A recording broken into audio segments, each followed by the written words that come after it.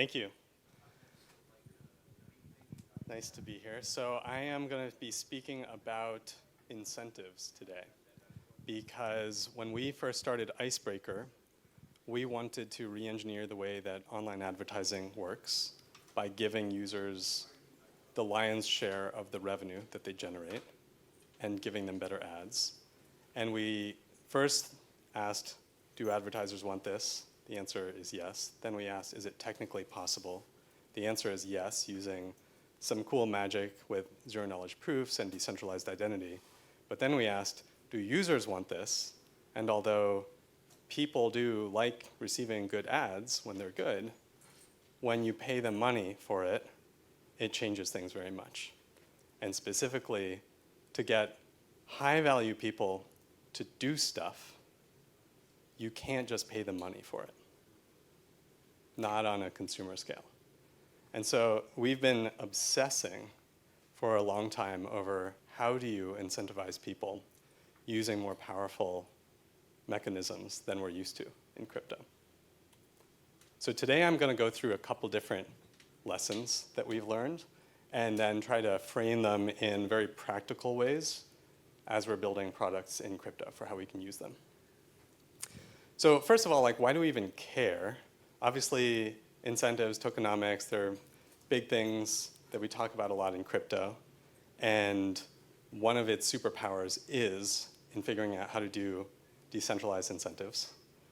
But also from a different perspective, if you're just a technologist, the ROI from studying why humans do the things they do is actually very high relative to studying the new tech that's coming out, because as tech changes quickly, its users do not. And by that, we're products of hundreds of millions of years of evolution before we even became primates and then humans. And all of this is basically baked into our operating systems, which do not upgrade on a 18-month basis, or in crypto, 18-week basis. And yet, we're used to, in crypto, talking about tokenomics. And just think of the word tokenomics. It comes from economics, right? And yet, economics is actually a terrible model for thinking about why people do the things they do and how to get them to do things. There's a whole body of research that has basically shown that economists' models of human behavior are wildly wrong. And actually, there's a whole new field of research that has become more popular with things like Thinking Fast and Slow and some of the popular books on behavioral psychology, where actually people are very irrational. And you can ask them the same question, but in a different way, and they will answer completely differently. And so just recognizing that people are irrational will allow us to start thinking about how to use incentive systems better. So before we continue, we're actually going to play a game today, and we're going to do a live exercise.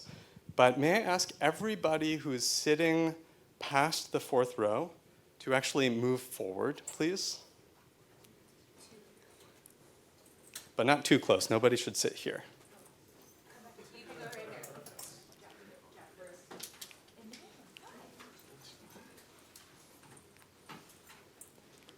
Really, this is just so that the talk appears more packed.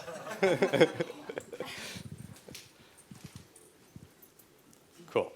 All right, so now we're about to do a live exercise where hopefully we will experience some of these human incentives ourselves.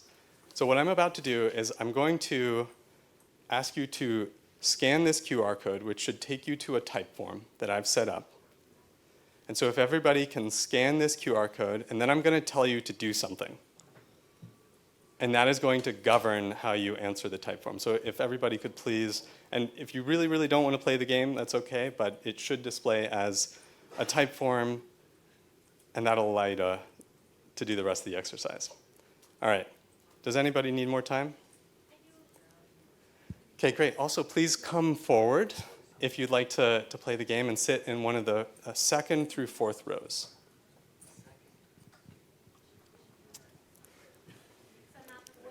What was the question? The first question is a little confusing. What did you get? Just wait. So yeah, don't go forward yet.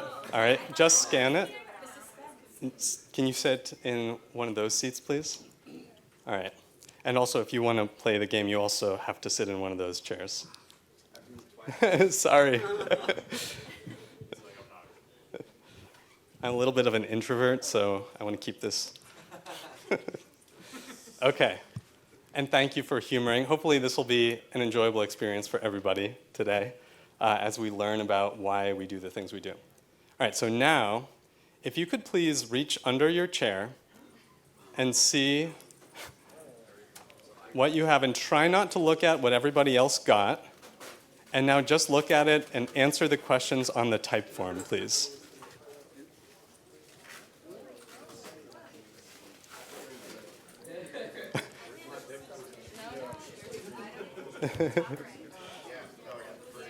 And if you don't find anything, you should find something taped to the chair. If you don't, just raise your hand and Emma can help you. Okay. In the top right is where I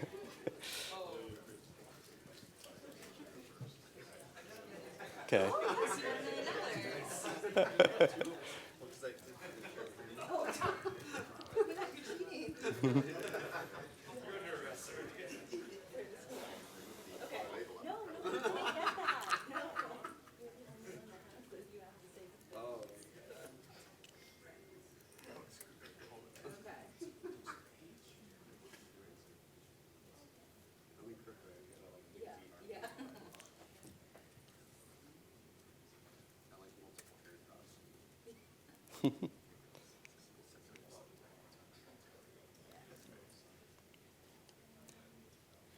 Did anybody have trouble with the type form? No, okay. Apparently Typeform's real-time integration is not working.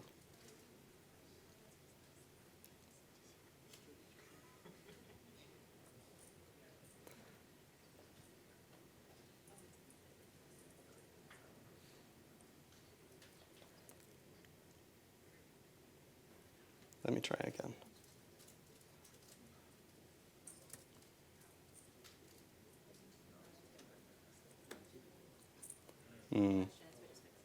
Okay, so the Google Sheet integration appears to have stopped.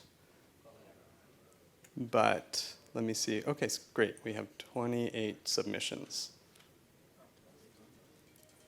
Okay, so I'm just going to do a little bit of spreadsheet magic right now.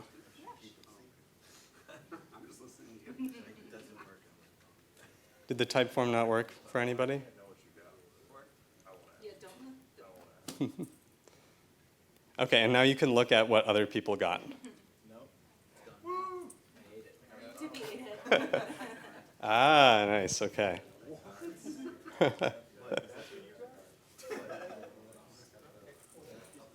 Here we go. All right, hold on, I'm just gonna put this down, do a little bit of magic. Great.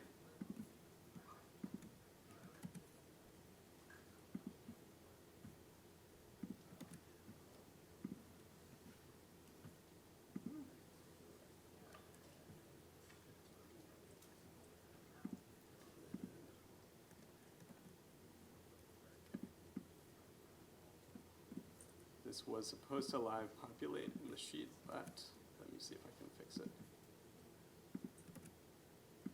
There we go. All right. So now, here's what we're going to do.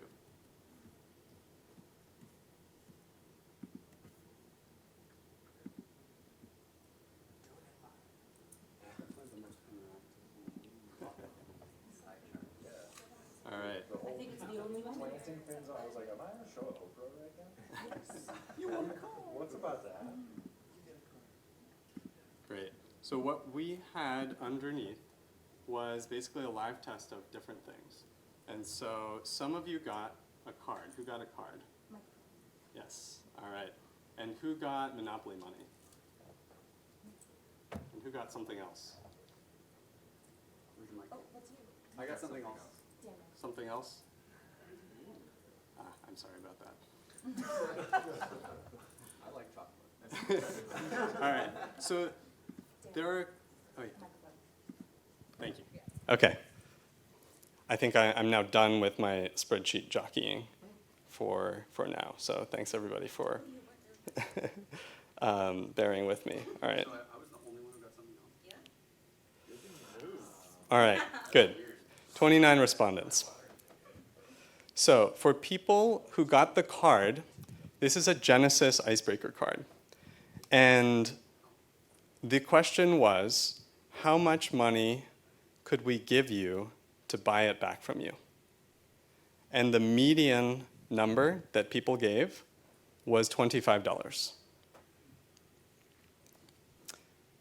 Now, other people who received Monopoly money got a different question, and the question was, how much money would you pay to receive one of those cards? And the median answer looks like it was between 50 cents and $2. So this is what's known as the endowment effect, which is fairly well known in behavioral psychology, where when you give somebody something, they now value it more than if you give them the opportunity to get something. And so that mere fact of just giving somebody something and then asking them, can I take it back, frames things completely differently than saying, would you like something? So this is a really, really powerful principle that I think we can start thinking about how we use it in crypto systems. Even if you're giving out tokens, or even if you want people to buy your tokens, it can be a lot more powerful if you find a way basically to put them in people's hands and then allow them to sell them back or to ask them if they actually want them than just asking them if they want them before they are actually in their wallets. Now there was, oh, thank you. Now there was another little hidden experiment in here that I don't think we had a large enough sample size, but there were two denominations of Monopoly money here, $1 and $100. And I think because we only had like 6 to 9 in each group, we didn't really see anything manifest. But there is another psychological effect known as an anchoring effect, anchoring bias. And what this does is basically you could ask somebody, how much are you willing to pay for something? And if before you ask them that, you say, I'm just going to start rattling off 6-digit prime numbers that have nothing to do with the question at hand, you now will anchor them to guess a higher number or to use a higher number. And so we sometimes see that with like token denominations. I think this is another really powerful principle that is something to keep in mind, that even though you might be using fungible tokens, the way that you frame things can have a strong impact. All right. Well, thank you for playing the game. And by the way, you can keep those cards. So the point of that is to show that even among really smart people, there are ways to play with incentives. And I'll just pause and let everybody appreciate this cartoon, because this is one of my favorites.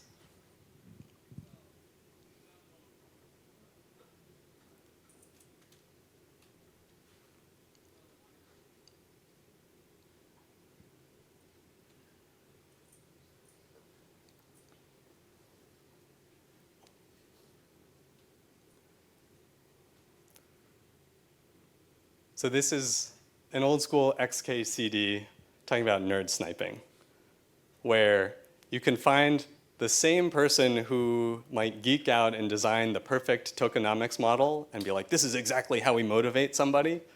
You like hold up a sign asking a really academically interesting problem, and all of a sudden they'll just like go off on that. And you've actually just motivated them to do something that you couldn't do with like $100 worth of tokens before. Which brings me to the next point, that when comparing to utility, utility is actually at the bottom of the spectrum when it comes to motivating people, and particularly high-value people, to do things. And what's higher than that? Curiosity.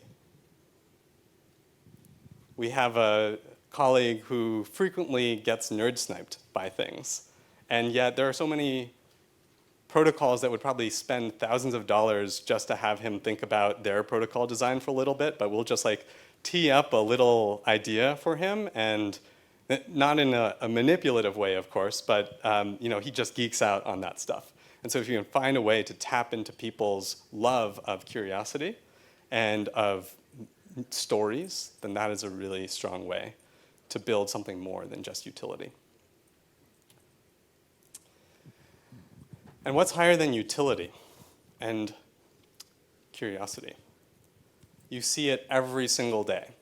If you took a flight here, you experience this in the airport in so many different ways. Signaling. Like these boarding groups are just one way of artificial signaling status, social status in public. But there's so many other different ways, like the things that we wear, the places that we go, the clothes, the schools, everything is basically a complex game of social signaling. And again, this is all coming back to evolution over 100 million years. Like if you think about which weapon this guy was probably carrying around, was it the sharpest or most lethal one? Or was it the one that conveys the most status? My money would be on the latter. So compared to curiosity and utility, signaling is the most potent of them all. And so all of this basically is what I was geeking out on over the last year. And a couple weeks ago, I put together this framework, which is not complete, but is meant to basically be a better way of thinking about different types of incentives when we are trying to design distributed systems to basically bootstrap adoption from the ground up instead of, as a centralized team. And so at the kind of bottom is the utility and the money types of incentives, which, don't get me wrong, they can be quite powerful on their own, but if we can start going upstream, these are much more powerful incentive systems. Experiential, where gambling is kind of between utility and experiential, and this taps into people's storytelling and love of stories and journeys and experiences. And then even higher than that are the social types of incentives, which are around access, being able to reach people or organizations, being able to signal that access or that status. And finally, kind of at the top is our fear of missing out, like fear of desertion by the tribe, which has been ingrained into us almost like the strongest fear that we have socially throughout human evolution too. Because throughout evolution, if you got left behind by your tribe, you were done. So, we went through all that and we were thinking about, okay, how do we now build a product around that and build into some of these systems? And how do we give people these incentives in exchange for, let's say, using our product or viewing actually good ads in a privacy-safe way, which was our initial thesis. But then I was speaking with my wife a couple weeks ago on this topic, and she said, you know what, I kind of like the ads that I get on Instagram, even though I know that they're spying on me. And that was very strange to me because I had been thinking about everything in the wrong way. When I posted that article on Mirror, which, by the way, that framework is a Mirror post that we released a couple weeks ago, it was all based on this idea that you give people stuff in order to get them to do stuff. But actually, in the case of Instagram advertising, that's an example where people actually want to receive those advertisements if they're good. And they're actually willing to be spied on by Meta because they still like getting those good ads. And TikTok is kind of a similar example. So at the top of everything is sort of this notion of serendipity, of like finding something that you didn't even expect. And if you can find a way to give people that, that is like the pinnacle of incentives. That is what we're seeking, even though we don't know it, and we don't always have a way of directly seeking it, and that's part of what makes it special. So I'm going to not spend a lot of time, but there are a bunch of different ways that you can think about how to build serendipity into your products. This is one model that has come through video gaming, thinking about like different types of people actually have different systems for what they value and what gives them serendipity. But at the most general level, I think it boils down to expectations and outcomes. And if you can find a way to basically maximize the delta between what people's expectations were and what the outcome was, then you can deliver serendipity and happiness. So, to recap, because we're almost at time. Tech changes, people don't. Humans are irrational, as well as rational. Social is stronger than experiential, is stronger than utilitarian, and serendipity rules them all. And now, who got the something else again? Was it you, sir?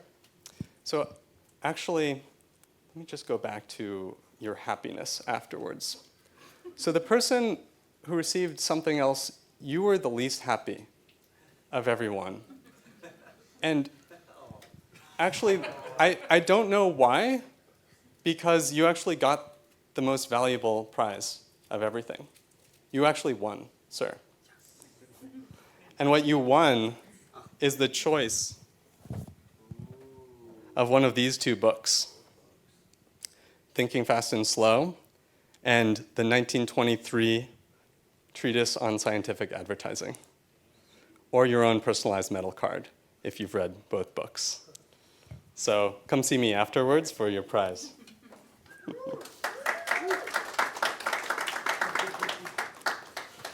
All right, so last slide, and then we're done.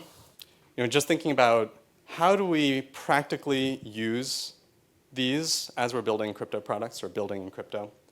One is just give people stuff without any expectations. Set expectations low. The second is add social and experiential incentives whenever you can. Third is use blockchain permanence to retroactively imbue value and meaning.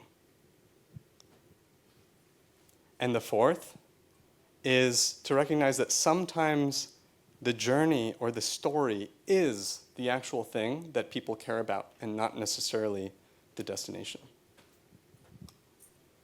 Thank you.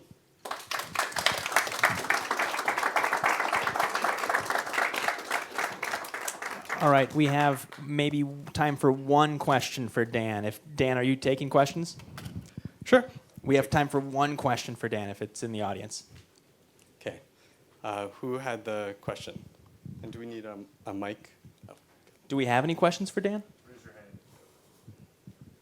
All right, then I think we're good. One more time, big round of applause for Dan. Thank you. Cool.